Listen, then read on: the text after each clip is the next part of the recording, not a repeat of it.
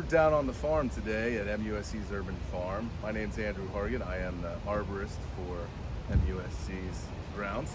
And today we're going to talk about food production pruning of figs and citrus. It also applies to loquats and Japanese persimmons and any fruit tree that makes fruit for you. The tools that we use typically are loppers. You want to make sure they're sharp. Hand pruners for the smaller things. A pruning saw for larger things, or if you want, you can get a chainsaw. Now, chainsaw is going to require certain safety gear. You should have gloves, safety glasses, chaps, and really be careful because a lot of injuries happen with chainsaws. This one happens to be a battery one, so it doesn't have as much noise or pollution output, but it still requires bar oil. That's important. Trees are best pruned in mid to late December. This one's still a little early. Had such a nice warm fall. This one still has leaves on it. We have another one that I will show you around the corner there, where we can actually prune it because it doesn't have any leaves on it. The one thing about figs that we need to be careful about is some people are allergic to the sap, which has a high latex content in it. That's the white gooey stuff, so if you are allergic to it, it'll cause a rash and itch, so you may want to wear gloves and long sleeves to protect yourself. Figs are best pruned to a height of 4 to 6 feet because it makes it easier for food harvesting and production. So once the tree gets this tall, I can't really reach any of the fruit that is produced on new growth. So from this tree, the structure looks like we should probably take this whole limb off, which is a big chunk. We have to be careful. We don't really want to take more than 20% of a tree off at any one time. Then we want to prune it like an upside down umbrella so that light penetrates all the way through and produces the food that we want.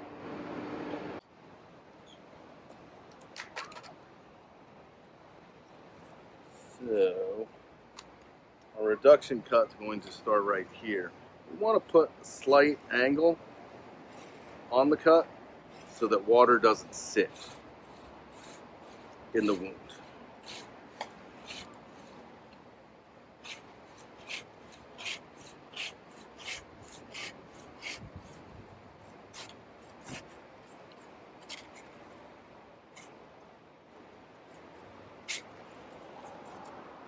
As you can see, the sap's still running pretty freely in this thing, so we're gonna clean this up a little bit.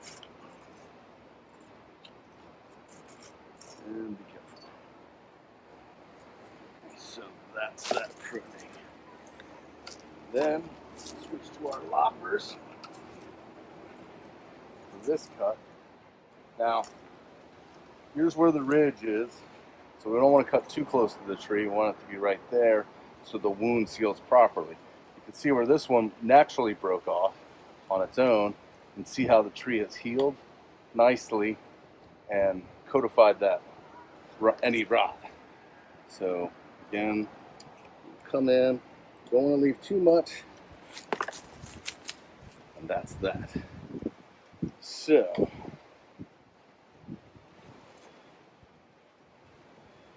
then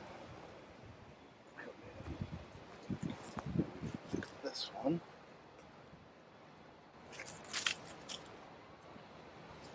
Then take this one, separate off, and we're going to leave this one for now and see how she does. And I think after a while it will be a good branch coming in this direction, allowing for good production.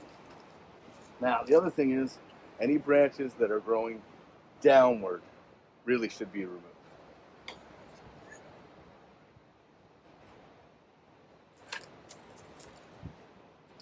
And that's pruning a fig tree. Now we are at our citrus tree. This one happens to be a Meyer lemon, planted in the ground. Lemons are a little more susceptible to cold damage here. They're really a zone 9B to 10 plant, but they will survive here in the ground. Oftentimes produce plenty of fruit, and I think they do better in a pot, but as you can see, this tree has suffered cold damage previously. This is all growth coming back from the rootstock. All of our citrus trees are grafted. So you can see this has some really wicked thorns on it. They're quite nasty if you get involved in. Also, if you look at the shape of the leaf, this trifoliate leaf, completely different from the leaf that's on the fruit-bearing side. So what we really need to do is we need to cut this entire piece off. Sadly, this is not an easy cut to make, and it's a difficult cut, but it is in the best interest of the tree. So this particular Meyer lemon has seen some rough days due to the cold, I am sure, and it has grown into an interesting, picturesque sculptural form, which we need to start to remedy, but we don't want to over prune this tree to impact its health and vigor. So we have to be careful not to remove more than 20% of its natural crown. First is you have this downward facing crossing limb. That should go. You can also see this one coming back against the tree. That should also go. Again, we sort of would like more of an upside down umbrella so that the tree gets plenty of sun and can grow. So any crossing branches, we have to decide which ones we want to keep and which one we don't. As you can see, this branch is reaching out for the sun, but it's already getting resting on this one. Now, this is a combination effect because this branch is being forced down. And we really should remove downward facing branches. But if we take this branch, it will start to lift itself and grow back in its natural direction. Now, we can take this all the way back to the trunk, but I think that's a mistake. What I think is we take it back to this point right here, where we have another branch coming off that's going in the opposite direction. And now we have that. These branches here coming across this tree, the main trunk, that's a problem. So we want to come back in and take that guy. Also, this one coming in, forward facing the upside down umbrella is eventually going to be a problem. But this year, I think we're going to leave it because this tree could really use as much leaf structure as it has. As you can see, after we took off the grafted part of the tree, there's plenty of open space on this side. We really want to encourage growth in that direction. The thing about pruning is it's an art and a science. There's no hard and fast rules. You have to make decisions. It's better to think twice, cut once. So this branch is starting to get a little overextended and also coming into the sidewalk.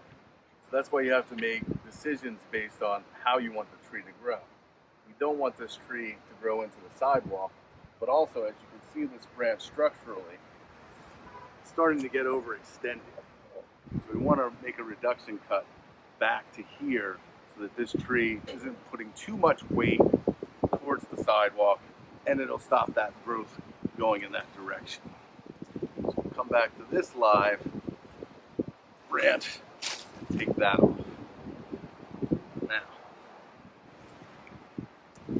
the next thing is, you can see that this branch has 8 leaves on it. Probably due to some cold damage. You can see where we had some fruit on these. You can see like where the stem is. It held the lemon. It's probably weight damage. But you can see this is not a great healthy branch. And then all of a sudden it comes to a healthy branch here. I think that we should remove that back to this point. And this little brother here growing down, I'm tending to think the same direction. Take that back. And again, that is probably closing in on about 15 to 20% of that tree's canopy. Now again, I don't think that we can fix this tree on one go round, but I think if we stay on a pruning schedule over the course of the next 3 years, we can get this tree into a structurally sound position that produces great lemons. Now we move to a much more structural tree. This is the clementine, which is essentially a mandarin orange. Mandarins do very well in our soils here. They're happy with our temperatures. It takes a very, very cold winter to knock them back. You can tell this tree is very happy, structurally sound, actually a little too happy. They have a little too much interior growth for us to produce as many clementines as we possibly can. But what we need to do is we need to do a little thinning, but structurally, she looks excellent.